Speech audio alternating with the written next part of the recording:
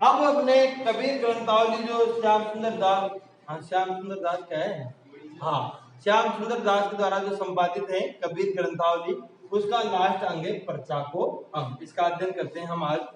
तो देखिए इसमें लगभग 48 साखियां हैं इसमें अपने सिलेबस में। तो पहली साखी से शुरू करते हैं हम। कबीर तेज अनंत का मानो उगी सूरज श्रेणी, पति संग जागी सुंदरी, कोतिक दीठा तेड़ी। पर्चा का मतलब क्या होता है? पर्चा का क्या होता है? पर्चा यानी कि परिचय, जान पहचान। तो यहां पर अगर आत्मा की परमात्मा से जान पहचान हो गई है। पहले विरह में तड़प रहा था, गुरुदेव से शिक्षा प्राप्त करी थी, है ना, सुमिरन कर रहा था, ध्यान कर रहा था सुमिरन को अंग में। अब यहाँ क्या है, पहले ज्ञान विरह, ज्ञान में क्या फिर भी विरह में था, लेकिन अब क्या है, परिचय हो गया, मित्रता हो गई है, परमात्मा से दोस्ती कर ली अब आत्मा ने। तो अब यहाँ के बाद में क्या हो जाएगी उसकी मुक्ति। तो इसमें जो भी आएंगे ना अधिकतर, उसमें यही आएगा कि मुक्ति हो गई है, मुक्ति हो गई है, मुक्ति हो गई। परिचय होने के बाद यही तो होता है, और यही तो चाहता था साधक। तो देखिए पहला, कबीर तेज अनंत का मानो उगी सूरज श्रेणी, पति संग जागी सुंदरी, कोतिक दीठा तेज। अर्थ देखिए पहले शब्दों के, तेज यानी कि तेज, अनंत यानी कि जिसका कोई अंत नहीं हो, और यहाँ पर उसका जिसका कोई अंत नहीं हो उसका अर्थ लिया है यहाँ पर ब्रह्मा। मानो उगी यानी कि उदय हुई, सूरज श्रेणी यानी कि सूरज की सेना। श्रेणी का मतलब सेना भी है, श्रेणी भी है, कि मानो सूरज की सेना उदय हुई है। पति संग जागी सुंदरी, और पति के साथ में कौन जगी? सुंदरी, यानी कि पति तो किसका प्रतीक है? परमात्मा का, और सुंदरी किसका प्रतीक? यहाँ पर आत्मा का। तो पति के साथ में कौन जागी? सुंदरी, यानी कि आत्मा, सॉरी परमात्मा यानी कि ब्रह्मा के साथ में कौन जगी? आत्मा। ठीक है, मनुष्य आशीष से जो साधक है वो जगा। आगे देखो, कौतिक यानी कि कौतिक यानी कि कोई, दीठा, दीठा यानी कि देखा, टेढ़ी यानी कि उसको या उसने। देखिए आप इसका अर्थ करते हैं कि कबीर तेज अनंत का मानो उगी सूरज से। कबीर दास जी कहते हैं कि उस अनंत परमात्मा का तेज वो ऐसी आभा से युक्त है कि मानो कई सूर्यों की, यानी कि सूर्यों की क्या उगी हो सेना। यानी कि अब यहाँ पर परिचय हो गया है आत्मा का परमात्मा से, देख लिया है परमात्मा को, ब्रह्मा को उसने, आत्मा ने। तो क्या करा कि तेज अनंत का, कि उस परमात्मा का तेज इतना अनंत, इतना अपार था कि मानो उगी सूरज श्रेणी, कि मानो सूर्य की सेना उगी हो। सोचो एक सूर्य का कितना प्रकाश होता है दिन भर, और सूर्य की सेना यानी कि करोड़ों सूर्य उग जाए तो कितना प्रकाश, ऐसा प्रकाश है ब्रह्मा का यानी कि परमात्मा का। अब आत्मा उससे एक जा मिली है, परिचय हो गया है, तो वो वहां पर देखा, जब आत्मा ने जो करा है, कबीरदास जी कहते हैं कि आत्मा का ने जैसे उसको देखा तो करेगी, ब्रह्मा का जो तेज इतना प्रकाशमय था कि मानो सूर्य की सेना उदय हो गई। एक सूर्य नहीं, करोड़ों अरबों सूर्य उदय हो गया, इतना प्रकाश, इतना तेज है उसका। पति संग जागी सुंदरी, कौतिक दीठा तेणी, और पति के संग यानी कि ब्रह्मा के साथ में जागी सुंदरी यानी कि आत्मा जगी। जैसे अब वो वहां चली गई ना आत्मा, तो जैसे ब्रह्मा उठे तो आत्मा भी उठी, तो जैसे वो उठी, वो जागी, तो उसने कौतिक दीठा तेणी यानी कि उस जागते ही उसने उस सौंदर्य युक्त परमात्मा यानी कि ब्रह्मा के उस तेज को, सौंदर्य को देख के वो आश्चर्यचकित रहे। ठीक है, तो आ गया होगा आपको समझ में। अगला देखिए नंबर 2, कौतिक दीठा देह बिन, रवि शशि बिना उदास, साहिब सेवा माही है बेपरवाही दास। दीठा यानी कि देखा, देह यानी शरीर, बिन यानी कि बिना, रवि यानी सूर्य, शशि यानी चंद्रमा, बिना उदास यानी कि बिना उसके उजास के, बिना उसके प्रकाश के, बिना उसके उजाले के। साहिब सेवा माही है, साहिब सेवा माही यानी कि साहिब सेवा में है, यानी कि साहिब की प्राप्ति सेवा से ही हो सकती है। बेपरवाही दास, और सेवा करने वाला जो दास होता है वो बिल्कुल बेपरवाह होता है। कबीर दास जी कहते हैं कि साधक के द्वारा निराकार ब्रह्मा के सौंदर्य के दर्शन किए गए इस अशरीरी ब्रह्मा का दर्शन ठीक उसी प्रकार है जिस प्रकार कोई व्यक्ति सूर्य एवं चंद्रमा को तो नहीं देख सकता, केवल उसकी उजास का वर्णन।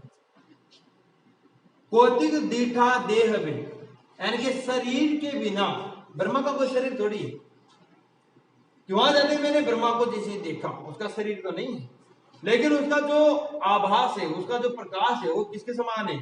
रवि शशि बिना उजास, कि जिस प्रकार रवि यानी कि सूर्य और चंद्रमा का जो उजाला है, उस यानी कि चंद्रमा और सूर्य को देखे बिना ही उसके उजाले को महसूस कर सकता है व्यक्ति, उसके उजाले को व्यक्ति महसूस करता है, वैसे ब्रह्मा को देखे बिना उसके उजास को महसूस किया जा सकता है। अशरीरीय मतलब वो परमात्मा ब्रह्मा। साहिब सेवा माई है बेपरवाही दास। फिर आगे वो कहते हैं कि जो साहिब, साहिब मतलब ईश्वर, कि ईश्वर की प्राप्ति सेवा माई है। जो संसार के जो दीन दुखी जो लोग हैं, जन है, जनता है, मनुष्य है, उनकी सेवा से ही ईश्वर की प्राप्ति हो सकती है। साहिब सेवा माई है, इनकी साहिब ईश्वर किसके भीतर है? सेवा के भीतर। अगर आप दूसरों की सेवा करोगे तो आपको ईश्वर की प्राप्ति हो जाएगी। फिर आगे है बेपरवाही दास, और ईश्वर की प्राप्ति जनसेवा से ही हो सकती है। इसलिए जो साधक है, जो शिष्य है, जो भक्त है, वो बिल्कुल क्या है? निश्चिंत रहता है, कि जो हमेशा सेवा करता रहता है, इससे उसको परमात्मा की प्राप्ति हो जाएगी, इसलिए उसको कोई चिंता नहीं। आ गया समझ में? तीसरा देखिए आप, पार ब्रह्म के तेज का कैसा है अनुमान, कहिबे को शोभा नहीं देखा ही पर। पार ब्रह्मा यानी कि परम ब्रह्मा के तेज यानी कि उसके प्रकाश का कैसा है, यानी कि कैसा है, अनुमान यानी कि अनुमान, कहिबे को कहने से शोभा नहीं, यानी कि शोभा नहीं होती, देखा ही देखने से ही, प्रमाण यानी कि प्रमाण, देखने से उसका प्रमाण मिलता है। पार ब्रह्मा के तेज का कैसा है अनुमान, कि कबीरदास जी कहते हैं कि परम ब्रह्मा परमेश्वर परमात्मा का जो तेज है, जो सौंदर्य है, उसका कैसा अनुमान, उसका अनुमान नहीं किया जा सकता, कहने को शोभा नहीं, और वाणी से, मुंह से, वचनों से वर्णन करने से उसकी शोभा का वर्णन नहीं किया जा सकता, इतना शोभायमान है वो। देखा ही प्रमाण, उसको देखने पर ही आपको प्रमाण मिल सकता है, सबूत मिल सकता है। जब आप उसको देख लेंगे तभी आप उसके पूरे सौंदर्य को, पूरे तेज को, पूरे प्रकाश को समझ सकते हो, मुंह से, वाणी से वर्णन करके नहीं समझ सकते, उसका अनुमान नहीं लगाया जा सकता है।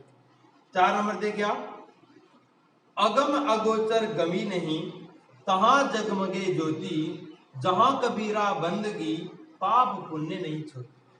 अगम अगोचर गमी नहीं, तहां जगमगे ज्योति, जहां कबीरा बंदगी, पाप पुण्य नहीं छोड़ती। अगम यानी कि जहां पर जाया न जा सके, अगोचर जिसको जाना न जा सके, गमी यानी कि जाना, जहां नहीं जा सके, तहां जगमगे यानी कि वहां पर जगमगाती है, ज्योति यानी कि प्रकाश, ज्योति, जहां कबीरा बंदगी, और जहां पर कबीरदास जी की बंदगी यानी कि श्रद्धा है, पाप पुण्य नहीं छोड़ती, वहां पर पाप पुण्य नहीं छूती, छूती मतलब छुआ, वहां पर पाप पुण्य और छुआछूत जैसी चीजों का कोई मायने नहीं होता है, उनको कोई मायने नहीं रखता है। देखिए कबीरदास जी कहते हैं कि वह जो परम ब्रह्मा परमेश्वर है वो क्या है? अगम है, यानी कि अगम्य है। वह अगोचर है, यानी कि अपने इंद्रियों से परे है, जिसको इंद्रियों के द्वारा जाना नहीं जा सकता है, वो अगोचर है। गमी नहीं यानी कि वहां पर जाया नहीं जा सकता। तहां जगमगे ज्योति, और वहां पर ब्रह्मा की जो ज्योति है वो जगमगाती रहती है। जहां पर ब्रह्मा है वहां पर उसकी ज्योति क्या होती है? जगमगाती है। वो अगम्य है ब्रह्मा, अगोचर है, इंद्रिय से उसको जाना नहीं जा सकता, गमी नहीं, वहां तक जाया नहीं जा सकता है। और तहां जगमगे ज्योति, और जहां पर ब्रह्मा की ज्योति जगमगाती रहती है, जहां कबीरा बंदगी यानी कि वहां पर कबीर अपनी बंदगी यानी कि अपनी श्रद्धा से परमात्मा को याद करता रहता है। पाप पुण्य नहीं छोड़ती, यानी कि वहां पर जहां पर ब्रह्मा की सेवा अर्चना करते हैं कबीरदास जी, वहां पर वह ब्रह्मा पाप पुण्य एवं छुआछूत से बहुत दूर है। यानी कि जिस ब्रह्मा की बंदगी करते हैं ना कबीरदास जी, बंदगी मतलब श्रद्धा या उसकी जो भक्ति करते हैं कबीरदास जी, वो ब्रह्मा पाप पुण्य और छुआछूत से बहुत दूर है। वो ऐसी चीजें नहीं देखता, वो छुआछूत वगैरह नहीं करता, सभी उसके लिए समान है, चाहे किसी भी जाति, किसी भी वर्ग का व्यक्ति हो, सब ब्रह्मा के लिए समान है। ठीक है, आगे देखिए नंबर 5, हदे छाड़ी बेहदी गया, हदे छाड़ी बेहदी गया, हुआ निरंतर वास, कंवल जब भूलिया भूल बिन, को निरसे निजदास।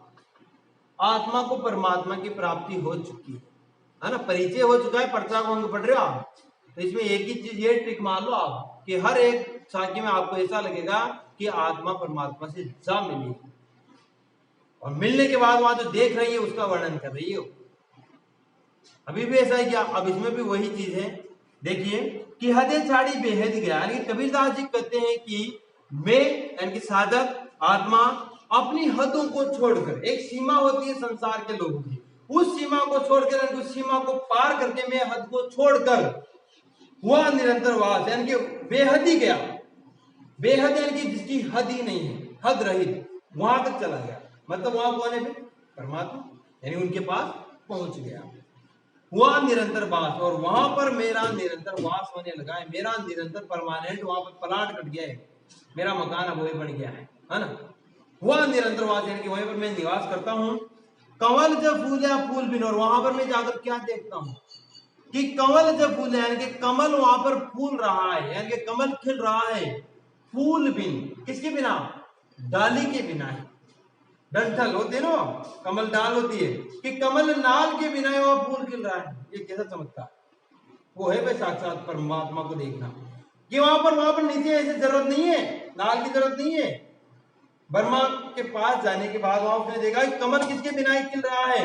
मरणाल पुष्प वृंत, यानी कि पुष्प का जो नीचे वृंत जो डंडी होती है ना, डाली, उसके बिना ही कमल खिल रहा है, को निरसे निजदास, लेकिन उस चीज को निरस सकता है, निरसे यानी कि देख सकता है, निजदास यानी कि कोई परमात्मा यानी कि ब्रह्मा का जो भक्त होगा, सच्चा सेवक साधक होगा, वही उस चीज को देख सकता है और उसे देख नहीं सकता।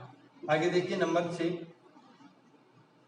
कबीर मन मदकर भया, रहा निरंतर बास, कमल जब फूलिया जला बिन, को देखे निजदास। वही बात है, आत्मा साधक चिच्चे वहां पहुंच चुका है परमात्मा के पास, और वहां जो देख रहा है उसका वर्णन है कि उसका परिचय परमात्मा से हो चुका है। कबीर मन मदगर भया, कबीरदास जी कहते हैं कि मैं परम ब्रह्मा की सीमा में पहुंच गया, पहुंचा, और वहां पर बिना मृणाल का मैंने कमल देखा, यानी कि बिना वृंत यानी कि डाली का मैंने कमल खिलता हुआ देखा, और बिन मदकर भया, कबीर मन, और कबीर दास जी करें कि वहां जो मैंने बिना मृणाल यानी कि बिना डंठल का ही, जो बिना डाली का जो कमल खिलता हुआ देखा, उसमें मेरा मन मदकर भया, जैसे कि मधुकर है ना भंवरा, उसके समान मेरा मन उस कमल के ऊपर रम गया है पूरी तरह से, अब वहां से आने की इच्छा नहीं होती मेरी। मन मधुकर यानी कि कबीरदास जी ने अपने मन को क्या कहा? मधुकर यानी कि भंवरा, जैसे फूल में भंवरा गुस्सा था ना उसके परागकणों को लेने के लिए, वैसे मेरा मन उसमें रम गया है, रया निरंतर बात, और मैं यहाँ पर निरंतर, यहाँ पर मेरा वास यानी कि मेरा निवास यही रहता है। कमल जब फूल है जल बिना, और जो वो कमल है वो जल के बिना ही फूल रहा है, पानी भी नहीं है, डाली भी नहीं, ऐसे कमल खिल रहा है। सोचो आप कि कमल जब फूल है, जो कमल फूला है मतलब विकसित हुआ है, खिला है, जला बिन, जला मतलब जल के बिना, को देखे निदान, उसको तो केवल ब्रह्मा का, परमात्मा का जो निजी परमानेंट जो उसका सेवक दास है वही उसे देख सकता है, सच्चा साधक ही उसे देख सकता है और उसे देख नहीं सकते। वही बात है ऊपर वाली। 7 नंबर देखिए आप, अंतरी कवल प्रकाशिया, ब्रह्मवास वहां होई, मन भवरा कहां लू दिया, जानेगा जनक। अंतरी मतलब हृदय भीतर, कमल मतलब कमल, प्रकाशिया मतलब प्रकाशित हुआ, ब्रह्मावास ब्रह्मा का वास वहां होई, वहीं पर होता है, मन भवरा मन रूपी भवरा, कहां लू दिया वहां पर लुप्त गया, तो उसके ऊपर लालायित हो गया, ललचा गया, जानेगा जन कोई, इसको तो कोई वो जन सच्चा भक्त ही जान सकता है। वही बात कि मेरे अंदर, कबीरदास जी कहते हैं कि अब मेरे मन के भीतर कमल भी विकसित हो रहा है। क्या हो रहा है? अंतरिक कमल प्रकाश है, कि मेरे भीतर मेरे हृदय में कमल विकसित हो रहा है, ब्रह्मावास वहां हुई, और उसी कमल में किसका वास है? ब्रह्मा का, यानी कि मेरे हृदय में कमल विकसित हो रहा है, वहीं पर किसका वास है? उसमें ब्रह्मा का वास है, और जहां पर ब्रह्मा का वास है वहीं पर मेरे हृदय में कमल विकसित हो रहा है।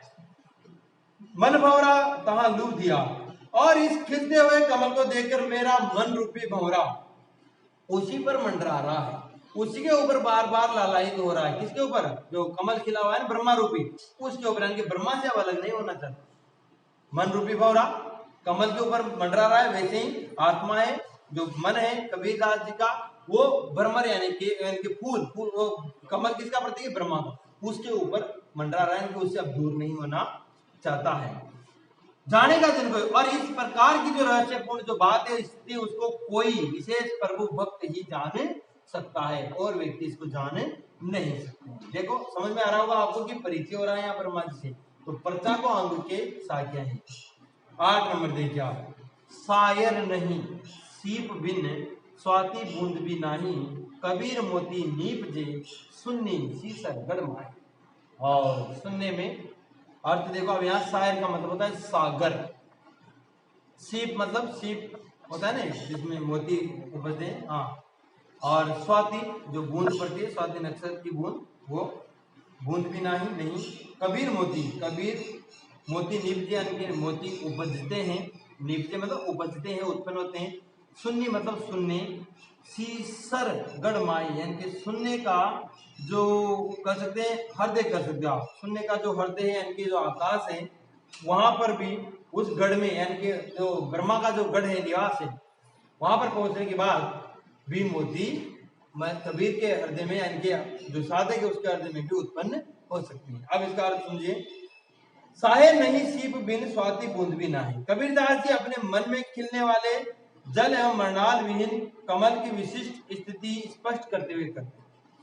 कबीरदास जी के मन में जो ब्रह्मा के प्रति जो मृणाल के बिना जो कमल खिल रहा है, जल के बिना जो कमल खिल रहा है, उस स्थिति को स्पष्ट करते हुए आगे कर रहे हैं कि सायर नहीं सीप बिन, कि केवल सागर, सीप और स्वाति की बूंद, कि सागर में भी नहीं, कि केवल सागर में भी नहीं, केवल सीप में भी नहीं, केवल स्वाति की बूंद में भी नहीं। मतलब मोती कहां पर उत्पन्न होता है? या तो सागर में, या सीप में, या फिर स्वाति की बूंद से मोती बनता है, इन 3 से। तो लेकिन वो करें कि केवल सागर, सीप और बूंद से ही मोती उत्पन्न नहीं होते। कबीर मोती निपजे, कि कबीर का जो मन है, जो ब्रह्मा से मिलन हो चुका है, उसमें भी मोती निपजते हैं, यानी कि उत्पन्न होते हैं। सुन्नी सीसर गढ़वाई, कहां पर जाकर? सुनने में, यानी कि आकाश में, सीसर यानी कि शीशे कह सकते हैं अपन, उसके हृदय में, गढ़वाई ब्रह्मा का जो गढ़ है, यानी कि ब्रह्मा का जो निवास है, वहां पर पहुंचने के बाद साधक के मन में भी मोती उपजने लग जाते हैं। ठीक है, वरना कहा तो क्या जाता है भाई, सागर में, सीप में और स्वाति की बूंद से मोती बनते हैं, लेकिन जब ब्रह्मा से मिलन हो जाता है तो वहां पर जाकर साधक के मन में भी मोती उपजने लग जाते हैं। 9 नंबर, घट माहे औघट लया, औघट माहे है घाट, कही कबीर परचा भया, गुरु दिखाई बात। घट यानी कि हृदय, कहते ना, घट घट में बसे हैं राम, घट घट मतलब हृदय, हृदय। माही यानी कि मेरे, माही यानी कि भीतर, घट माही यानी कि हृदय के भीतर, औघट यानी कि विचित्र। देखो अब अवघट 2 मात्रा, इसका मतलब तो विचित्र नया यानी कि लेगा, और दूसरा औघट है, इसका अर्थ है निषिद्ध या मूर्ख लोग भी कह सकते हो आप। माहेघाट यानी कि मूर्ख लोगों के घाट में, यानी कि मूर्ख लोग उसके, यानी कि मूर्ख लोग किनारे में, है ना, मूर्ख लोग किनारे। कहीं कबीर परचा भया, कबीरदास जी कहते हैं परिचय हो गया है, गुरु दिखाया बाट, और गुरु जी ने मुझे बाट दिखा दिया, यानी कि रास्ता दिखा दिया, यानी कि परिचय हो गया। अभी तो इसी से पहचान में आ जाएगा भाई परचा को अंग से, परचा भैया तो परिचय का अंग से ही है ना। अब देखिए इसका अर्थ क्या है। कबीरदास जी कहते हैं कि मैंने अपने हृदय में, अब घटमाई मतलब अपने हृदय में, इसी यानी कि अपने इसी हृदय में औघट लिया, यानी कि विचित्र ब्रह्मा के दर्शन किए, कि मैंने अपने इसी हृदय में विचित्र ब्रह्मा के क्या किए हैं? दर्शन। लेकिन संसार के जो औघट हैं, माहे घाट यानी कि जो मूर्ख लोग हैं, जो इस शरीर को कुमार्ग बताते हैं, यानी कि सही रास्ता नहीं बताते हैं, वही प्रभु तक ले जाने वाला तट है, यानी कि घाट। अरे कई लोग जो मूर्ख हैं परमात्मा की साधना तो नहीं करते, लेकिन और कहते हैं कि इस शरीर से कोई परमात्मा की प्राप्ति थोड़ी हो सकती है, लेकिन मुझे तो ये शरीर ही परमात्मा तक लेके गया। और उसी हृदय में, जिस हृदय में लोगों के वासना, विषय वासना, वो उल्लास में जिनका हृदय डूबा रहता है, वैसा हृदय मेरा है। लेकिन मैंने सच्ची साधना की, इससे प्रभु के दर्शन मैंने अपने हृदय में ही कर लिए हैं। तो ये कहते हैं कि मूर्ख लोगों द्वारा कुमार्ग बताया जाने वाला यह शरीर ही, यानी कि मूर्ख लोग इस शरीर को क्या बताते हैं? कुमार्ग। भाई ये मार्ग अच्छा नहीं है। इसी शरीर से प्रभु तक ले जाने वाला तट है, और यही शरीर प्रभु के पास तक ले जाने वाला, यानी कि तट तक, प्रभु के पास बताने वाले किनारे तक ले जाने वाला है। कबीर कहीं कबीर परचा भया, और कबीरदास जी कहते हैं कि मेरा अब उनसे परिचय हो गया है। सतगुरु द्वारा बताए गए योग पंथ द्वारा उस परम ब्रह्मा के दर्शन हुए, यानी कि उससे मेरा परिचय हो गया। गुरु दिखाई बाट, और गुरु ने जो मुझे रास्ता दिखाया, गुरु दिखाई बाट, गुरु ने दिखाया रास्ता, बाट एंड रास्ता, जो रास्ता गुरु ने, सतगुरु ने मुझे दिखाया, उसी से मुझे किसकी प्राप्ति हो गई? ब्रह्मा ज्ञान के। कबीरा परचा भया, कि कबीर का परिचय, मेरा परिचय किससे हो गया? ब्रह्मा से हो गया, जो सतगुरु ने मुझे रास्ता बताया था। और कई लोग इसको कुमार्ग कहते हैं कि इसके रास्ते ब्रह्मा की प्राप्ति नहीं हो सकती, तो वो सब गलत है। इसी से ब्रह्मा की प्राप्ति होती है। 10 नंबर देखिए, सूर समान चंद में दहू किया घर एक, मन का चिंता तब भया कचू पुरबला ले। सूर समान चंद में, सूर मतलब यहाँ पर कहते हैं, यहाँ दो देखो, यहाँ ये जो नाड़ियां हैं उनसे संबंधित बात बताई गई है। देखिए इसको ध्यान से समझना। कबीरदास जी कहते हैं कि जब मेरे मेरुदंड के दाहिनी ओर स्थित पिंगला नाड़ी, अपना जो शरीर है उसमें जो मेरुदंड है उसके दाहिनी ओर, दाएं किधर आएगा? इस तरफ। दाहिनी ओर स्थित कौन सी नाड़ी? पिंगला नाड़ी, ठीक है ना? ये बीच में मेरुदंड है, ऐसे ध्यान रखिए आप थोड़ा सा, है ना? ये तो है ना अपने, इसके दाहिनी ओर स्थित पिंगला नाड़ी, ठीक है। और आगे कहते हैं कि जब मेरे मेरुदंड के, यानी कि मेरुदंड के दाहिनी ओर स्थित पिंगला नाड़ी, यानी कि सूर का मतलब यहाँ क्या है? पिंगला नाड़ी, ध्यान रखना, सूर है ना, इसमें लिखा है साइड में कि पिंगला नाड़ी और बाईं और स्थित चंद में, यानी कि चंद मतलब ईड़ा नाड़ी, और बाईं और कौन सी नाड़ी? ईड़ा नाड़ी। और इसका यहाँ द्वय में क्या देगा? चंद शब्द देगा कि मेरुदंड के दाहिने ओर स्थित पिंगला नाड़ी बाईं ओर स्थित ईड़ा नाड़ी में क्या हो गई? समा गई। अब ये इसमें समा गई। दुहू, यानी कि देखो, सूर समान चंद में, सूर किसमें समा गई? चंद में, यानी कि सूर मतलब पिंगला नाड़ी, चंद यानी कि ईड़ा, तो सूर यानी पिंगला नाड़ी किस नाड़ी में समा गई? ईड़ा नाड़ी में समा गई। रास्ता है ब्रह्मा तक पहुंचने का, यानी कि इसको इसमें जाना ही पड़ता है, तभी आगे का रास्ता खुलता है। समा गई तो दहू किया घर एक, तो दोनों ने एक ही घर बना लिया, यानी कि इसमें जा मिली तो दोनों का घर क्या हो गया? एक हो गया, दोनों का घर एक हो गया, ठीक है। आगे देखिए, मन का चिंता तब भया कचू पुरबला ले, यानी कि दोनों के मध्य जो स्थित सुषुम्ना नाड़ी है, कौन सी नाड़ी दोनों के मध्य? सुषुम्ना नाड़ी, इसको इन्होंने क्या बना लिया? अपना घर बना लिया, सुषुम्ना नाड़ी, ये क्या है? इनका घर। तो दोनों ये जब इसमें मिली तो दोनों बीच में मिल गए और दोनों ने अपना घर क्या बना लिया? सुषुम्ना नाड़ी। इसी के आगे फिर धीरे धीरे और जो 7 चक्कर बताए थे ना, वो चलते चलते फिर लास्ट में जो खोपड़ी होती है यहाँ से ब्रह्मानंद, लास्ट में सहस्त्रार कहते, वहां से अमृत निश्चित होने लग जाता है और वहां से सीधे आत्मा परमात्मा से जा मिलती है ना। देखिए तो करेंगे उन दोनों ने सुषुम्ना नाड़ी में क्या बना लिया? अपना घर बना लिया, यानी कि दोनों एकाकार हो गई। मन का चिंता तब भया, इसी स्थिति में मेरी कुंडलिनी सहस्त्र दल हृदय तक पहुंच गई। यानी कि इसकी कुंडली कहां पहुंच गई, आगे जो सहस्त्रदल हृदय है ना वहां तक पहुंच गई।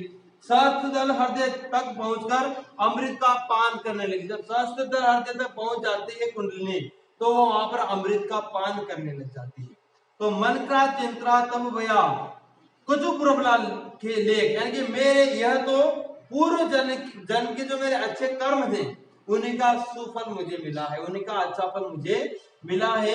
इसे मेरे मन की जो चिंता थी सब तब भया, यानी कि सब मिट गई।